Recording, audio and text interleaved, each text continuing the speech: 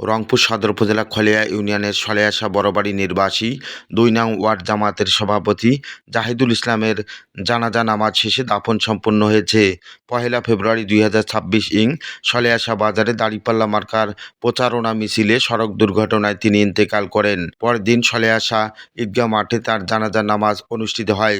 এ সময় বক্তব্য রাখেন রংপুর ৩ আসন জামাত সমর্থিত এমপি প্রার্থী অধ্যাপক মাহবুবুর রহমান বেলাল, মহানগর জামায়াতের আমির উপাধ্যক্ষ এটিএম আজম খান, জেলা জামাতের সেক্রেটারি মৌলানা এনামুল হক, শুরা কর্ম পরিষদ সদস্য অধ্যাপক আব্দুল গনি, উপজেলা আমির মৌলানা মাজহারুল ইসলাম, সেক্রেটারি প্রভাষক আব্দুল কাদের, রংপুর সদর উপজেলা বিএনপির সভাপতি শাহজাদা শাহ মোহাম্মদ মাসুদ রানা, ইউনিয়ন জামায়াতের সভাপতি মৌলানা ফজলুল হক সহ পরিবারের সদস্যবৃন্দ। জানাজা নামাজ শেষে পারিবারিক কবরস্থানে তার লাশ দাফন করা হয়।